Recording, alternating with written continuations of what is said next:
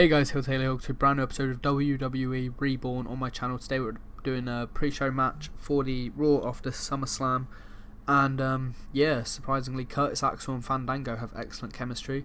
Not too useful for when Fandango is already one half the Raw Tag Team Champions with Tyler Breeze, but we'll take it. Seth Rollins is now banging 94, Seth's so good. Curtis improves in technical, Fandango in performance. 75 B- for the match, and there's a lot of angles in this show, so just bear with me, because the main event sets up so many storylines. 94A to open the show. Raw opens with Stephanie McMahon in the ring. She welcomes all to the show before getting straight to business and announcing the main event of a 10-man Battle Royal featuring Raw's greatest talents, where the winner shall receive a Universal Championship match at the next Raw pay-per-view, WWE Breakdown. Those 10 competitors will be revealed over the course of the night. So yeah, 10-man Battle Royal featuring literally Raw's best wrestlers for number one contenders match, which is essentially a number one contenders match for the Universal Championship. Then we go to a 64C for our opener. Decent wrestling, little heat. Sasha Banks defeats Mickie James with a bank statement. 66 for Sasha, 53 for Mickie James. Sasha Banks won the Raw Women's Championship last night, which is pretty huge. And yeah, she beat Becky Lynch, 64C. And after that, she actually grabs a microphone after a convincing win, and she says, "Becky, I know you keep going on and on about how I stole the Raw Women's Championship off of you, but let me tell you something. It's not very tough when you're saying it over Twitter. I am the boss, I'm the greatest wrestler on the planet, and I sure as hell could beat the man once again. So, I'll see you at Breakdown." Sasha Banks vs Becky Lynch will be happening at WWE Breakdown. Into a 94A then, a pre-tape video package plays featuring Finn Balor saying why he's going to win the Battle Royal. "Seth, if I win this Battle Royal, which I sure as hell will, Breakdown will not be the first time you and me have gone toe-to-toe for the Universal Championship, because the first time we did was at SummerSlam, where I became the first ever Universal Champion, and I pinned you in the middle of the ring, and WWE Breakdown will be no different." 94A for Finn Balor. 95A star after that. Backstage, Stephanie is seen talking to Luke Harper and Johnny Gargano along with Candice LeRae. She tells them that the reason they aren't in the Contenders Battle Royal tonight is because she sees great things for them in the tag team division, and tonight she's giving them a mixed 6-person tag match, and if they win, Harper and Gargano will fight for the tag team championships at Breakdown. 65C then, a pre-tape video package plays featuring Andrade with Zelina Vega saying why he's going to win the Battle Royal, and he just says, "I faced Seth Rollins in a match for the Universal Championship and I pinned him 1, 2, 3. And that's more than any other man in this match can say. I am not only Seth Rollins' biggest threat, but I am a danger to every man in that Battle Royal." So Andrade with big words there. 88B+ after that. This is what I mean by it's a lot of angles. We're revealing, I think there's only 3 people who don't get the videos in the match. I believe that's Kofi Kingston, Kevin Owens, and possibly one more. I don't know if I'm forgetting. Yeah, it's 2 or 3, and I don't know if it's 3. I just know Kevin didn't and Kofi didn't. Yeah, pre-tape video package plays featuring Drew McIntyre saying why he's going to win the Battle Royal.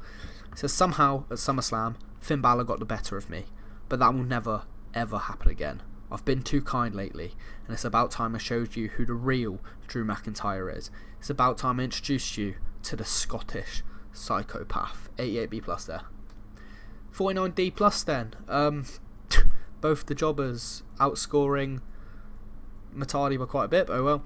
Subpar Wrestling Little Heat, Matadi defeats DDP and MVP in a handicap match in 4 minutes 56 seconds when Matadi defeated MVP by pinfall for Crucifix Powerbomb.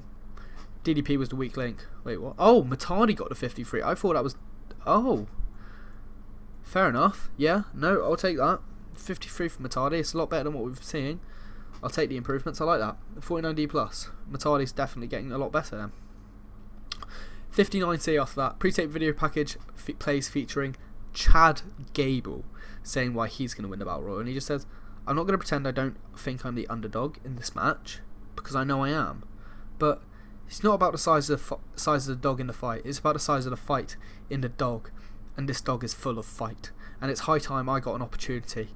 Ever since I wrestled Finn, like back on a Raw, you guys might remember it, you might not. I didn't expect you to. Yeah, ever since I wrestled Finn, I knew I wanted a taste of the big time main event scene, and I'm finally getting it. And when I win the Battle Royal and go to the main event of Breakdown, you'll realise that this whole time I was ready, willing, and Gable. Chad Gable there, 59C. 100 A-star for that pre-tape video package plays featuring Dean Ambrose saying why he's going to win the Battle Royal. Now I know I've not made good of a lot of opportunities put in front of me as of late, but that will change us tonight. In this Battle Royal I will happily throw everyone over the top rope, and then I will dirty deeds the life out of my brother Seth Rollins, because that's what being on top of the mountain means to me. That's what the Universal Championship means to me. 100 A-star. Into one with Dolph Ziggler. Pre-tape video package, you know Joe, Dolph Ziggler. At SummerSlam, I'll admit, I got embarrassed, but that wasn't my fault. I would have been better off in a handicap match against those two, because Kofi Kingston is dead weight, and tonight, when I bounce back and win this Battle Royal, I'll prove it. 58C minus for Dolph. To a 60C for this match. Yeah, just a very good match, really. Well, not a very good match at all, but yeah, a random match, really. And Candice getting a 40, that's just pretty damn good. I mean, Dana Brooks getting a 28, and Candice thinks it's her first match in the ring. Yeah. Candice and Gargano and Harper defeated Titus O'Neil, Zack Ryder and Dana Brooke when Candice defeated Dana Brooke with a moonsault press. Gargano was head and shoulders with a 75, which is actually mad. And he improves, so does Candice. Luke Harper getting a 62. So yeah, the 75 for Johnny's really nice. And yeah, I don't really care about these ratings. Zack Ryder's a 52. I'm really considering giving Zack Ryder a chance at something soon, just to see how it does. Doesn't mean he's going to win the match he gets put in, but I might give him a match at like a big show with a bit more stakes, just to see how he does, and if he could hang with the more main event kind of level guys. 60C. 100 A-star after that. Pre-tape video package plays of Samoa Joe saying why he's going to win. It's about time people started taking me seriously. I've taken the Intercontinental Championship and made it worth something, just because it's been sat on my shoulder.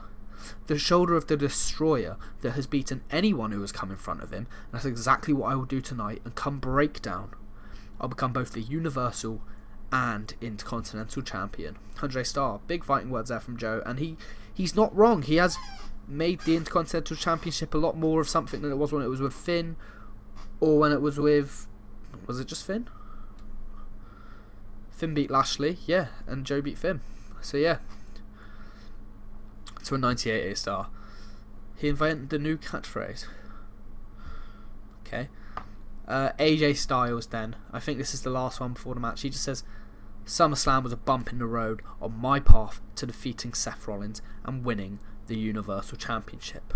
People have been telling me all night that I do not deserve this opportunity after losing to Seth in the main event of SummerSlam, but I tell them that they can stick it. Because I am AJ Styles, the greatest wrestler of all time, and I swear to God I will do anything to beat Seth Rollins. 98 A-star. And I think we go into the match now. Whoa, that was so much better than I expected. Okay. About her good wrestling, decent reaction from the crowd. Finn Balor wins a Battle Royal in 29 minutes and 57 seconds. Other members of the Final Four were Chad Gable, AJ Styles and Dean Ambrose, with Chad Gable being the final elimination. Yeah, Chad Gable nearly wins, and and Samoa Joe gets most eliminations. So let me just tell you what happens in this match. So we start off, bell rings. Kofi Kingston, Dolph Ziggler, they're having like a little shoving competition. Joe looks at them as everyone starts to scrap. He just throws Dolph and Kofi both over the top rope. He doesn't even care about them. He's like, get out of my sight.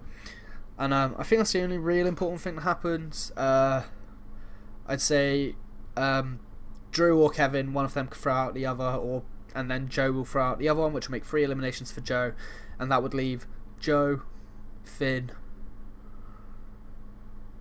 Dean, Chad, Andrade, and AJ. Andrade will fight quite a bit, but Finn will eventually throw out Andrade, which leaves AJ, Chad, Dean, Finn, and Joe all in the ring. And then, so yeah, they're all fighting, and suddenly Dean just launches Samoa Joe over the top rope. And Samoa Joe's clearly pissed. He's livid as he walks to the back, but like, he drags Dean out from under the bottom rope before he does, and he coquina clutches him, makes Dean pass out, rolls him back in the ring. Everyone's sort of looking around. Finn's a bit knackered on the floor. Chad's a bit knackered on the floor. AJ sees Dean out, and AJ's like, well, this is my chance. He picks up Dean, gets him over the top rope. So yeah, then we're down to Chad Gable, Finn Balor, and AJ Styles. And obviously everyone's rooting for Chad Gable at this point. Finn Balor's still out on the floor. He's been pretty messed up in this match. And then AJ and Chad have a little, like, basically 10-minute match all to themselves. And then eventually Chad's hanging on the rope, and AJ tries to throw him over, but Chad hangs on the outside. AJ runs back into the ropes. He runs at Chad. Chad falls, drops the rope. AJ goes tumbling on the outside. It's Chad Gable versus Finn Balor. So Finn's getting up. He's ready. He's clutching his side. He's like, I can do this. I can do this. Chad's excited. Chad's like, Finn's messed up. Finn can barely fight. He's knackered, and Chad's ready to go. Chad's like, I can actually do this. I'm in better shape. I'm about to win the match. When angry AJ Styles jumps back to his feet in a rage and just grabs Chad and flings him off the apron. Chad's feet hit the floor. AJ's battering him, but what you don't realise is that's it. AJ eliminates Chad from the outside of the ring, and Finn Balor wins the match. So yeah, that's pretty huge. 88B+. Finn Balor is your new #1 contender. 100A star to end the show then. Although Finn's been, like, after Finn gets crowned winner of the #1 contenders match, Seth's next challenger, Seth comes out, stands on stage, starts to give a slow clap for Finn, but Finn's in pain and he's looking around, and Finn is not happy with the way he's won this match. AJ just won the match with Finn. That's not what he wanted. Finn wanted to win fairly, but 100A star then. Finn Balor is Finn Balor's facing Seth Rollins without eliminating a single he eliminated Andrade. I don't know. Just pretend anyone else eliminated Andrade. It doesn't really bother me. Yeah, Finn Balor is going to break down to face Finn after literally not eliminating anyone in the match and just getting beaten up for a bit. 100A star. But we end Raw with a 91A, a really, really good show, and that Battle Royal impressed me. I did not expect that good. I expected a 76, but we got an 88, so I would definitely take that, and I'll see you guys at SmackDown after this pretty long Raw. Okay, we're back at SmackDown. Got the pre-show match, and there's just a couple of things I want to show you. Buddy Murphy is WWE champion with decent pop, and he's got such a disappointing rating, a 67. I was expecting him at least in the 70s. I know his stats aren't the best, but that's really disappointing. I mean, Tommaso Ciampa, he's still mid-card, lower mid-card. I think he's lower mid-carder. He's getting 61s. So, that's not ideal. But Randy with an 84, as per, he's really good. Shane with 65, he's not really been used, but it's decent. Eric with a 59, which isn't actually bad, to be fair. Eric Rowan is not good on the mod. He's incredible in real life. Rowan is the best wrestler in the world. But in the mod, for some reason, he's not that good. So 59, I'll take that for Rowan. Sorry over 64, which we did kind of batter him if it was later. If it was like earlier in the series, he'd be doing better, which is fine. 83 for Braun, 80 for EC3, so both of those doing fine. But they're actually interesting ratings, that's why I went through them. But we open the show with an 100A star. SmackDown Live opens with brand new SmackDown General Manager, The Miz. He comes down to the ring in a suit, looking all fancy, and begins to speak. He says, "Ladies and gentlemen, welcome to the most must-see brand in WWE, now hosted by the most must-see General Manager to date, me, The Miz." As he finishes saying this, before he can speak anymore, new WWE Champion Buddy Murphy comes down to the ring. He also takes the microphone and says, "Mike, congrats on winning a non-wrestling role in this wrestling company, but don't you have something to congratulate me on?" The Miz looks Murphy up and down. He speaks, says, "Buddy, congratulations on pissing me off as my first 2 minutes being general manager. Oh, congratulations on beating an already half dead Daniel Bryan." Buddy Murphy grabs Miz by like the suit and the collar. He's angry, but Miz laughs. He just keeps. He says, "No, Murphy's then like, don't speak to me like that." That went a bit Irish. Not, I don't know. Accents are bad. Miz then continues to speak. His laughs like, "Murphy, well done. You've just earned yourself a title defense against Brock Lesnar at WWE Rebellion. Murphy's fuming, Miz is laughing, he's like, this is sick. I'm just going to get Buddy Murphy absolutely battered. Oh, he loves it. 100 A-star. 55C -10. Subpar wrestling, little heat. Kairi Sane defeats Naomi with a spear. Lack of psychology is fair, but 60 from Kairi is really nice. 56 from Naomi. And Naomi improves in performance. 55C -10. 75C-. He's back. It's Elias. The arena lights dim, and after a small pause, a spotlight shines in the middle of the ring, where Elias sits on a stool with guitar in hand. Hello, I am Elias, and I have one question to ask you all. Who wants to walk with Elias? And the crowd pops. He says, now, I welcome all of you to my first concert of the Elias Comeback Tour. I know you all miss me in hell. I even missed you. And that's why I plan my first tour as a comeback. So please enjoy my song. Elias then goes on and he sings a song about how EC3 sucks as a United States champion. And he challenges him to a match for the United States Championship at Rebellion during the song. And he says, that's right, Ethan. Me versus you at WWE Rebellion for the United States Championship. Now I know everyone wants to see that. Why do they want to see that? Because WWE stands for, and then the crowd scream, walk with Elias. As Elias laughs, he waves goodbye to the fans, and he leaves the ring through the back. So a face turn for Elias then. He improvised well, 75B-. Elias is back, and he's started the Elias Comeback Tour.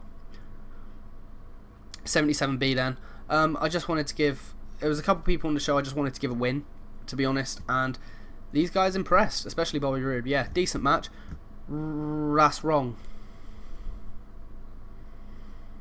That's just wrong. Bobby Roode was meant to defeat Rusev, but I suppose Rusev defeats Bobby Roode in 13 minutes 42 seconds with a bullplex. 77B. Yeah. 100 A-star after that. Backstage in his office, we see The Miz, who begins to talk towards the camera. I've already made a huge match for Rebellion, so who's ready for more? As a way to say thank you to my team at SummerSlam, I'm giving them all opportunities. I'm putting the club in a tag team match against the Bar. The winner will then fight for the SmackDown Tag Team Championships at the next event. And in similar fashion, Ricochet and Braun Strowman will fight it out, and the winner will earn themselves a match for the United States Championship at the next event also. You can hear the crowd cheer for these matches from the arena, and then he says, oh, I also need to make a main event for tonight. Well, let's kick off the Miz SmackDown Live era with a bang. As Daniel Bryan was admittedly screwed after his huge WWE Championship victory, he gets a consolation prize. Tonight, him and Bray Wyatt will face New Day, and the winners will take on Ciampa and Rowan for the SmackDown Tag Team Championships at Rebellion.